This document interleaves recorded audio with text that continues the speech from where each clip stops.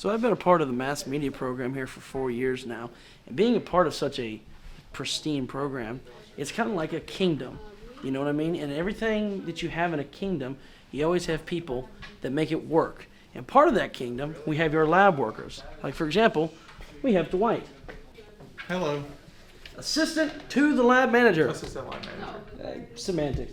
But he's really big with cameras. Don't you have a camera? Yeah, actually I got a Vivisar PS45 with a panoramic view and 3 focal changers. I can actually show you right here. Damn it, Haley! Whoa, hang on. She put my stuff in jello again. This is the 3rd time and it hasn't been funny before. All right, okay.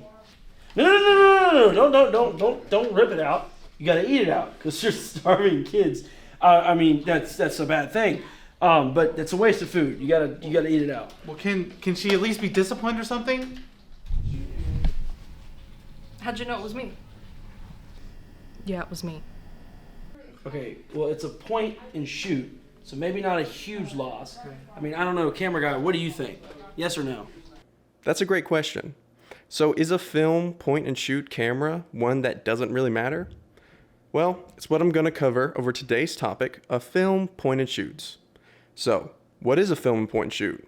Well, let's take a look. And no, I will not be eating this camera out of the jello. A film point and shoot typically refers to a camera that is made with simple operation so that anyone can pick it up, point it at something, and shoot. Just like this Vivisar PS45. The PS even identifying it as a point and shoot.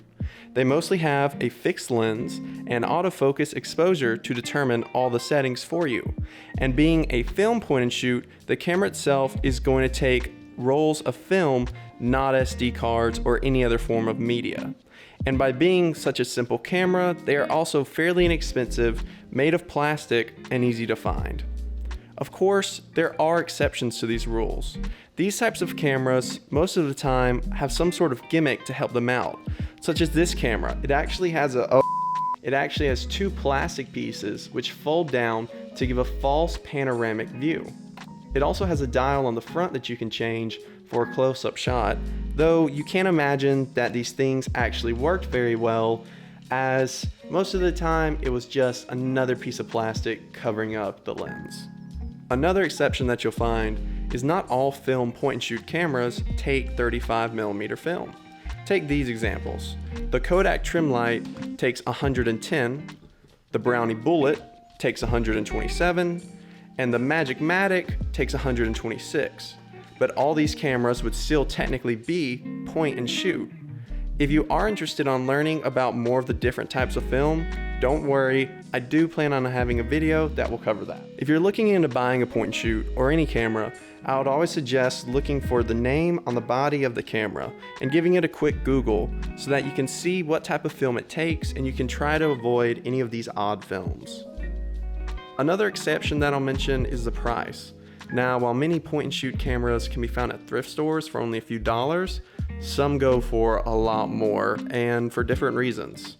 Take the Olympus Me 2, which has a nice 35mm 2.8 Olympus lens and allows you to switch between autofocus, fixed focus, and manual focus.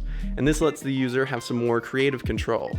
This camera, though, will run you anywhere from $150 to $200. Or take the Contax T2. While it does offer a very nice built-in 38mm 2.8 Carl Zeiss T sonar lens with a titanium body, you could still find these cameras for a reasonable price.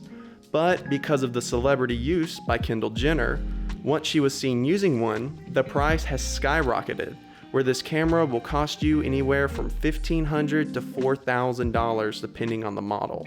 Though most people don't need something like that, and probably aren't going to find that either at your local thrift store.